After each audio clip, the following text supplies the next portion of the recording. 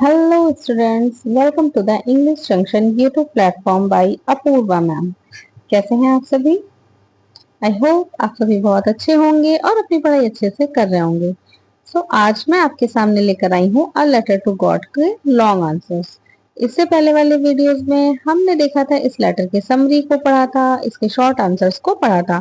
अब हम आगे पढ़ेंगे इसी चैप्टर के लॉन्ग आंसर। देखिए, बहुत ज्यादा जरूरत नहीं है कि हम 5 या 6 लॉन्ग आंसर्स को पढ़ें या फिर उनका रट्टाफिकेशन करें। एक आंसर ऐसा रेडी करना चाहिए। पहली बात तो चैप्टर को बहुत अच्छे से मैंने डिटेल में समझाया है, एक्सप्लेन किया है। अगर आपने वो वीडियो नहीं देखा है तो प्लीज जाइए और उसको देखिए, सारे शॉर्ट आंसर्स को देखिए। समरी एंड शॉर्ट आंसर्स पढ़ने के बाद अच्छे से लॉन्ग आंसर अगर कोई भी आ जाता है इस चैप्टर से, तो आई नो वेरी वेल कि आप उस लॉन्ग आंसर को कर लेंगे। मैं यहाँ पर एक लॉन्ग आंसर आपके लिए लाई हूँ, जिस लॉन्ग आंसर से आप सारे शॉर्ट आंसर इजीली कर पाएंगे। बस इसको अच्छे से आपको पढ़ने की जरूरत है, एक दो बार लिख कर देखने की जरूरत है। तो आप इसको लिखने की प्रैक्टिस करिएगा, 2-3 बार पढ़िएगा, आपको ये आंसर्स अच्छे से लर्न हो जाएंगे। उसके बाद इस चैप्टर से आपसे कुछ भी पूछा जाएगा, आप उसको अच्छे से कर लेंगे, ऐसा मुझे पूरा बिलीव है, जैसा कि लंचो को था। So let's start. A Letter to God is a beautiful story written by G.L. Fuentes. It tells about the strong faith of a poor farmer named Lencho. Letter to God जो है एक बहुत अच्छी सी कहानी है, बहुत इंटरेस्टिंग सी कहानी है, जो कि G.L. फ्यूंटिस जी ने लिखी है। It tells about the strong faith. ये एक बहुत स्ट्रॉन्ग फेथ के बारे में बताती है। किसके फेथ के बारे में? लेंचो, जो कि एक पुअर फार्मर है, उसका जो स्ट्रॉन्ग फेथ है वो उसके ये स्टोरी उसके बारे में बताती है। Lencho lived with his family in a lonely house on the top of a hill। ऐसे कि मैं शॉर्ट आंसर में भी ये सब एक्सप्लेन कर चुकी हूँ, तो इतना ज्यादा एक्सप्लेन करने की जरूरत नहीं है। तो मैं आपको जिस देते हुए चलूंगी, जहां पर मुझे लगेगा कि मुझे ज्यादा समझा देना चाहिए, मैं वहां पर एक्सप्लेन कर दूंगी। Okay, so Lencho lived with his family in a lonely house on the top of a hill। Lencho कहाँ रहता है? अपने परिवार के साथ में एक पहाड़ी पर रहता है। He was hardworking farmer who depended entirely on his crops। Lencho कैसा है? हार्ड वर्किंग फार्मर है, बहुत कठिन परिश्रम करने वाला किसान है। वो depend entirely on his crop, जो पूरी तरीके से किस पर निर्भर है? अपनी फसलों पर निर्भर है। फॉर हिज लाइवलीहुड, अपने जीवन यापन के लिए अपनी फसलों पर निर्भर है। He saw dark clouds in the sky and hoped for good rainfall। क्या देखता है वो? घने घने बादल देखता है आकाश में और एक्सेप्ट करता है कि एक अच्छी बारिश होगी। At first the rain was gentle. सबसे पहले जब रेन आती है तो वो अच्छी होती है, जेंटल होती है, नम्र होती है। And he compared the rain drops to new coins. और वो क्या करता है? जो बारिश की बूंदे होती हैं उसको न्यू कॉइन से कंपेयर करता है। Because they promised a good harvest. क्यों? क्योंकि जो रेन ड्रॉप्स होती हैं वो इतनी जेंटल होती है, इतनी नम्र होती है, इतनी अच्छी होती है कि उन रेन ड्रॉप से उसको ये पता चल जाता है कि हाँ, बारिश अच्छी आई है, तो उसकी जो है फसल क्या होगी? वो अच्छी होगी। तो रेन ड्रॉप्स क्या प्रॉमिस करती हैं उससे? कि उसकी फसलें अच्छी होंगी। However, the weather suddenly changed। लेकिन बाद में क्या होता है? जो वेदर होता है वो सडनली, मतलब एकदम से, अचानक से, सडनली मीन्स अचानक से चेंज हो जाता है into a severe hello storm. Severe means गंभीर होता है, हेल स्टॉर्म ओलावृष्टि।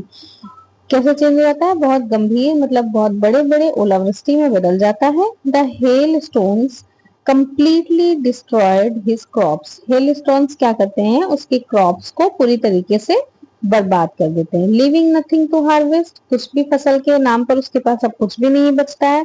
Lencho and his family faced the danger of hunger and starvation. अब क्या होगा? जब फसल नहीं बची तो लंचो और उसकी फैमिली भूखमरी का सामना करेंगे, मतलब भूख से मरेंगे। हंगर मतलब भूखा, स्टार्वेशन मतलब भूख से मरना, भूखमरी को कहते हैं starvation. Okay, Even after this great loss, Lencho did not lose hope। इतने ज्यादा लॉस के बाद भी लेंचो क्या करता है, अपनी होप को नहीं खोता है, अपनी आशा को नहीं खोता है। He had complete faith in God, उसको भगवान में पूरा भरोसा होता है। And believed that God would never let his family suffer, उसको पूरा भरोसा होता है कि भगवान उसके परिवार को कष्ट झेलने नहीं देंगे, सफर नहीं करने देंगे। सफर मतलब होता है कष्टों का सामना करना या कष्ट को झेलना। तो भगवान उसको और उसकी फैमिली को सफर नहीं करने देंगे। So he wrote a letter to God asking for 100 पैसास to show his field again. अब वो क्या करता है, जब उसे पता है कि भगवान उसको और उसके परिवार को सफर करने नहीं देंगे, तो फिर वो एक लेटर लिखता है जिसमें वो भगवान से 100 रुपए मांगता है, 100 पैसास मांगता है। किस लिए मांगता है? शो हिज फील्ड अगेन, अपनी खेती को फिर से, अपनी फसल को फिर से बोने के लिए, अपने खेतों में फिर से फसल बोने के लिए। And to support his family, और अपनी फैमिली को सपोर्ट करने के लिए। अंटिल द नेक्स्ट हार्वेस्ट, जब तक की फसल ना आ जाए, खेतों में दोबारा से फसल बोएगा तो कुछ तो टाइम लगेगा ना उसकी फसल दोबारा से आने में, 6 महीना, 1 साल, जो भी है। तो फिर नेक्स्ट सीजन तक, जब तक उसकी फसल ना आ जाए, तब तक उसका परिवार क्या खाएगा, क्या पिएगा। तो इन सब चीजों को लेकर के वो भगवान से डिमांड करता है, भगवान को एक पत्र लिखता है जिसमें वो उसमें 100 पैसास की डिमांड करता है। When the postmaster read the letter, जब पोस्टमास्टर उसका पत्र पढ़ता है, he was deeply impressed by Lencho's faith, तो वो लेंचो के फेथ से बहुत ज्यादा प्रभावित होता है। He decided to help him, वह निर्णय करता है कि वह उसकी मदद करेगा। So that his faith in God would remain strong, जिससे कि उसका जो भरोसा है भगवान में वो कैसा रहे, स्ट्रांग रहे।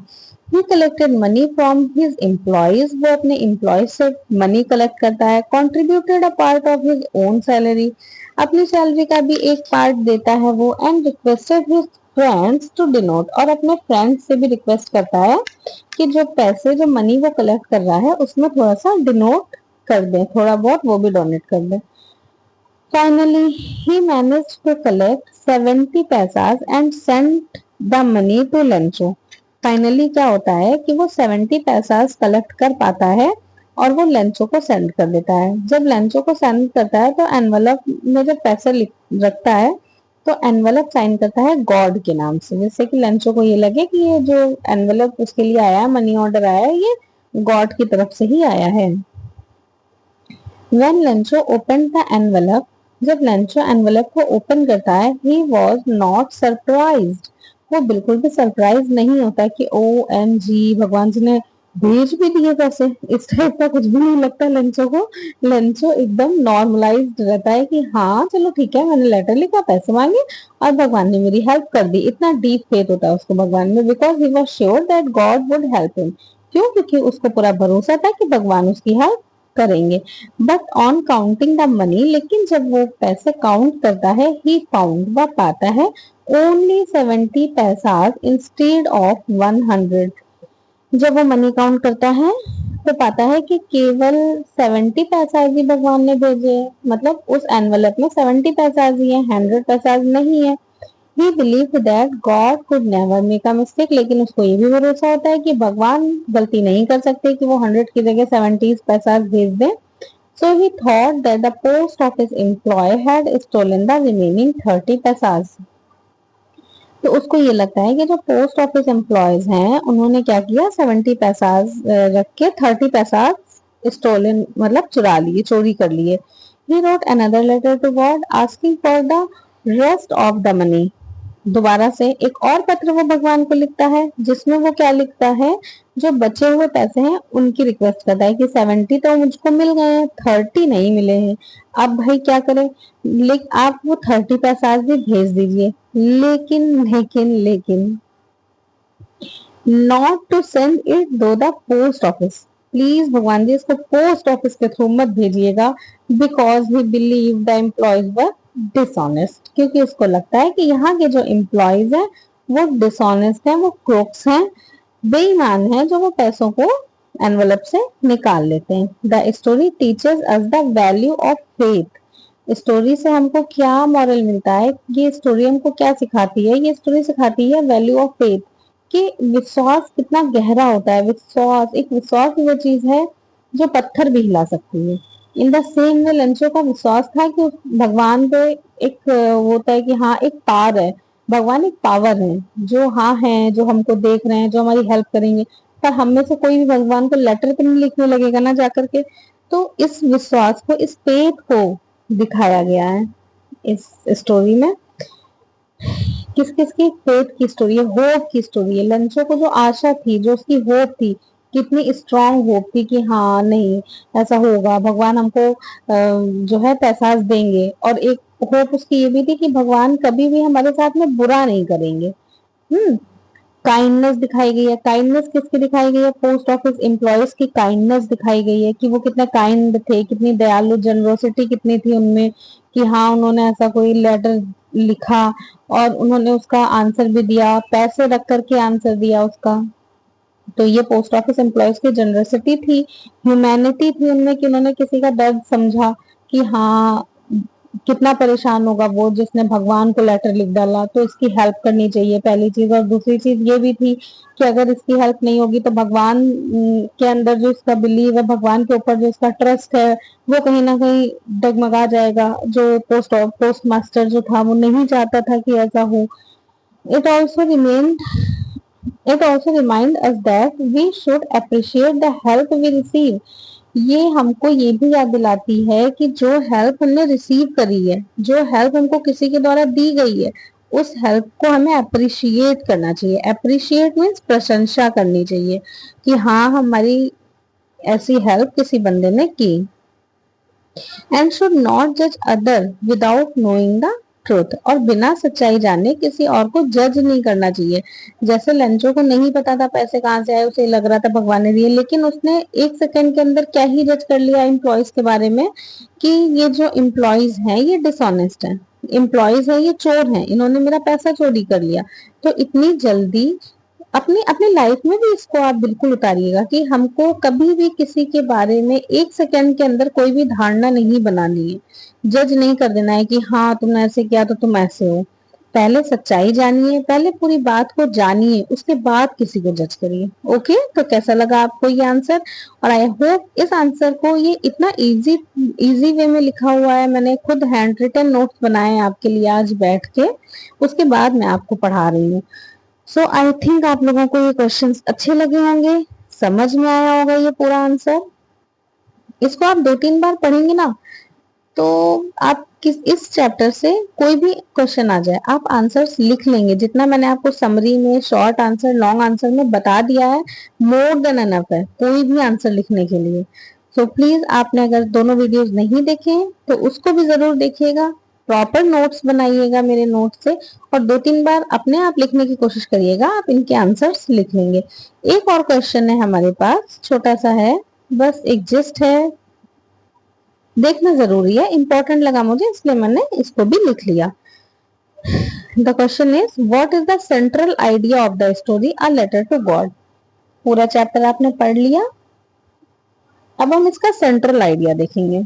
आ जाते हैं ना एग्जाम्स में से क्वेश्चंस भी आ जाते हैं कि सेंट्रल आइडिया बताइए किसी चैप्टर का। और ऐसे क्वेश्चन तो आपको हर चैप्टर में डील करने पड़ेंगे। लाइक करेक्टर स्केच दे दिया जाएगा, सेंट्रल थीम दे दी जाएगी कि क्वेश्चन की सेंट्रल थीम क्या है, या स्टोरी किस बारे में है, या जो उसका मेन कैरेक्टर होगा उसके बारे में लिखिए, मेन कैरेक्टर लिखिए। तो ऐसी चीजें, तो जो मेरा पहला वाला क्वेश्चन था अभी लॉन्ग, उसमें ये सारी चीजें कवर करी गई हैं। अगर उसमें आपसे लंचो का कैरेक्टर पूछा जाएगा तो आप कैरेक्टर भी आसानी से लिख लेंगे, अगर थीम पूछी जाएगी तो आप थीम भी आसानी से लिख लेंगे, अगर पोस्ट मास्टर से रिगार्डिंग कोई क्वेश्चन आता है तो आप वो भी आसानी से कर लेंगे।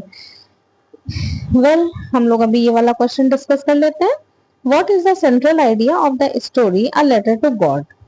अ लेटर टू गॉड का सेंट्रल आइडिया क्या है? The story highlights the importance of faith, hope, kindness and humanity. जो स्टोरी है वो किसको हाईलाइट करती है? फेथ को, भरोसे को, होप मीन्स आशा को, काइंडनेस एंड ह्यूमैनिटी, काइंडनेस को और ह्यूमैनिटी को। मतलब पूरी स्टोरीज कहाँ घूमती रहती है, क्या क्या दिखाते हैं स्टोरी में? faith, hope, kindness, and humanity. Lancho's complete faith in God inspires the postmaster to help him. Lencho का जो कंप्लीट फेथ है वो पोस्ट मास्टर को इंस्पायर करता है, मतलब प्रेरणा देता है कि वो उसकी हेल्प करे, इंसिस्ट करता है। उसका फेथ जो है इतना डीप फेथ है कि वो पोस्ट मास्टर को इंसिस्ट करता है। उसका फेथ, लंचो नहीं इंसिस्ट करता है जाके, लंचो दबाव नहीं डालता है। उसका जो भरोसा है वो कहीं ना कहीं पोस्ट मास्टर पे दबाव डालता है, प्रभावित करता है कि हाँ उसको लंचो की हेल्प करनी चाहिए। The story also shows that The story shows that there are kind and generous people who are always ready to help others. Stories हमें ये भी दिखाती है कि आजकल का बिलीव क्या है कि ये जो वर्ल्ड है, ये जो दुनिया है, ये बुरे लोगों से भरी हुई है, लेकिन नहीं, ये जो दुनिया है यहाँ कुछ अच्छे लोग भी होते हैं, कुछ काइंड लोग भी होते हैं, कुछ जनरस लोग भी होते हैं जो दूसरों की हेल्प करने के लिए हमेशा तैयार रहते हैं। और वही बात है ना, जैसे हम होते हैं वैसे हमको सामने वाले भी दिखते हैं। तो अगर हम बुराई देखेंगे तो हमें बुराई दिखेगी, लेकिन कभी कभी अच्छाई भी देखो, अच्छाई देखने की भी कोशिश करो। तो हमारे साथ में, हमारे आमने सामने, हमारे आसपास बुरे लोग तो हैं ही, बट हाँ अच्छे लोग भी हैं, ये भी इस स्टोरी में दिखाया गया है। एट द सेम टाइम, इसी टाइम पे it teaches us that we should be grateful for the help we receive and should not जज other without knowing the truth. At the same time इसी point of view पे ये भी दिखाती है कि जो भी मदद हमको किसी के द्वारा मिले, किसी के जरिए मिले, हमें उसके लिए ग्रेटफुल होना चाहिए, कृतज्ञ होना चाहिए उसके लिए कि हाँ हमको ऐसी हेल्प मिली, और इतनी जल्दी हमको बिना सच्चाई जाने किसी को भी जज नहीं कर लेना चाहिए। The story reminds us that faith is powerful. Story में ये बताती है कि भरोसा जो है वो पावरफुल है, but gratitude and trust is fellow human being as equally important. क्या बताता है? The story reminds us that faith is powerful. भरोसा पावरफुल है, विश्वास रखो, अच्छी बात है, विश्वास होना भी चाहिए, ये दुनिया है जो विश्वास पर ही रुकी हुई है, तो फेथ तो होना चाहिए। बट ग्रेटिट्यूड मतलब कृतज्ञता, अगर कोई कुछ हमारे लिए कर रहा है तो उसके लिए हमें ग्रेटिट्यूड होना चाहिए, हमारे मन में ग्रेटफुल होना चाहिए उसके लिए। And trust in fellow human, और हमारे जो फेलो ह्यूमन है, मतलब हमारे आसपास के जो लोग हैं, जो मानव जनजाति है हमारे आसपास, उस पर भी हमको क्या करना चाहिए? भरोसा करना चाहिए। विश्वास भी इम्पोर्टेंट है, भगवान में आस्था भी इम्पोर्टेंट है, और हमारे आसपास के जो लोग हैं उनमें भी भरोसा करना उतना ही जरूरी है, इक्वली इम्पोर्टेंट है। तो स्टूडेंट्स, खत्म होते हैं आज के क्वेश्चन आंसर यही। कैसा लगा आपको हमारा ये लॉन्ग आंसर का वीडियो? अगर अच्छा लगा हो तो please like, share and subscribe करना ना भूलें, जिससे आगे आने वाले सभी वीडियोस आप तक टाइम से टाइम पहुंचते रहें। Thanks for watching English junction by Apurva ma'am. Bye bye.